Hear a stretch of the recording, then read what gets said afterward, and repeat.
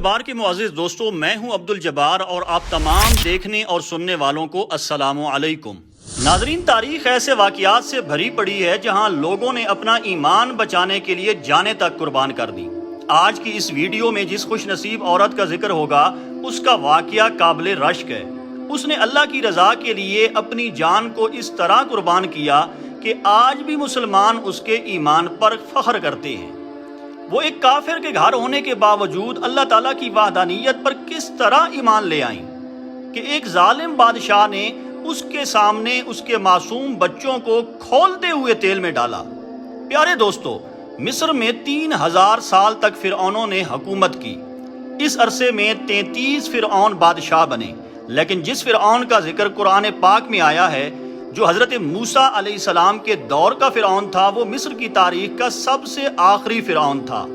اس کی ہلاکت کے بعد مصر کے لوگوں کو فرعونوں سے نجات ملی۔ فرعون مصر کی تاریخ کا عیاش پرست، ظالم اور متکبر بادشاہ تھا۔ روایات میں آتا ہے کہ فرعون کی ایک ہی بیٹی تھی جس سے وہ بے حد پیار کرتا تھا۔ اس کی خدمت کے لیے 4000 کنیزیں ہر وقت موجود رہا کرتی تھیں۔ فرعون کی ایک خاص لونڈی تھی جس کا نام مشاطہ تھا۔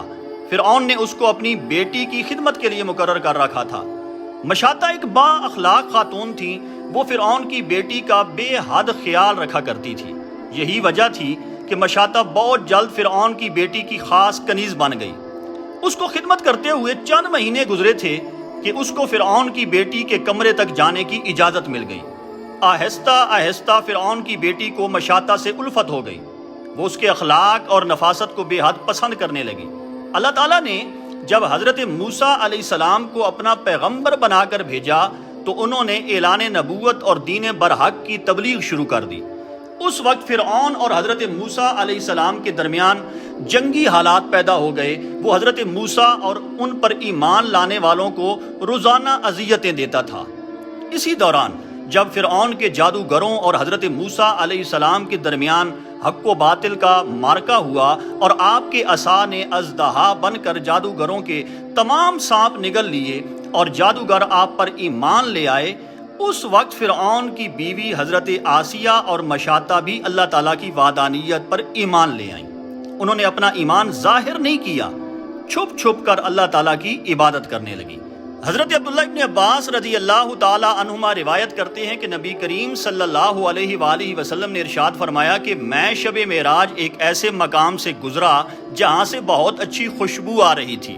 میں نے جبریل سے پوچھا، یہ کیسی خوشبو ہے؟ جبریل نے عرض کی، یا رسول اللہ، یہ فرعون کی لونڈی مشاطہ اور اس کے بچوں کی خوشبو ہے۔ اس وقت آقا نے مشاطہ کے بارے میں پوچھا تو حضرت جبریل نے بتایا کہ مشاطہ فرعون کی بیٹی کی خادمہ تھی۔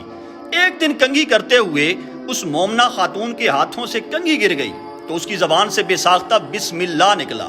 اس وقت فرعون کی بیٹی نے کہا کہ کیا تو میرے باپ کے علاوہ کسی اور کو خدا مانتی ہے؟ تو مشاطہ نے جواب دیا کہ میرا اور تیرے باپ کا خدا ایک ہی ہے جس کا کوئی شریک نہیں۔ یہ ساری بات فرعون کی بیٹی نے اپنے باپ کو بتائی۔ فرعون نے مشاطہ کو دربار میں طلب کیا اور پوچھا کہ کیا تم موسیٰ پر ایمان لے آئی ہو؟ تو اس نے کہا کہ بے شک موسیٰ اللہ کے سچے رسول ہیں، اللہ تعالیٰ نے ہماری ہدایت کے لیے اس کو بھیجا ہے۔ فرعون نے یہ بات سنی تو غصے سے پیلا ہو گیا۔ اس نے بھرے دربار میں یہ حکم دیا کہ اس عورت کو اور اس کے بچوں کو کھولتے ہوئے تیل میں ڈالا جائے۔ ایک بڑی کڑاہی کے اندر تیل ڈالا گیا۔ جب وہ کھولنے لگا تو فرعون نے حکم دیا کہ اس کے بچوں کو اس کھولتے ہوئے تیل میں ڈال دیا جائے۔ مشاطہ کے سامنے اس کے 2 بچوں کو کھولتے ہوئے تیل میں ڈالا گیا، لیکن مشاطہ اپنے ایمان اور صبر کا پہاڑ بن کر فرعون کے سامنے کھڑی رہی۔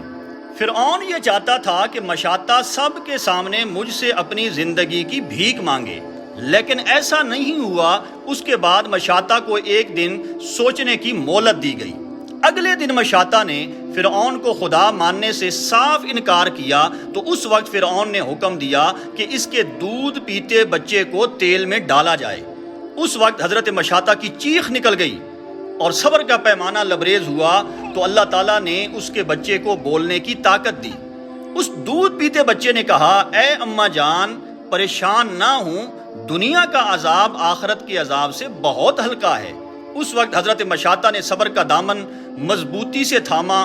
اس کی آنکھوں کے سامنے تیسرے بیٹے کو تیل میں ڈال دیا گیا. جب حضرت مشاطہ کو ڈالنے لگے تو آپ نے کہا میری ایک خواہش ہے کہ میری اور میرے بچوں کی ہڈیوں کو ایک ہی قبر میں دفن کرنا. فرعون نے آپ کی یہ خواہش مان لی. اس طرح اس خوش نصیب عورت نے اپنی اور اپنے بچوں کی جان اللہ کے نام پر قربان کر دی اور پوری دنیا کو یہ پیغام دیا کہ اپنا سب کچھ قربان کر دینا لیکن اللہ تعالیٰ کو نہ چھوڑنا.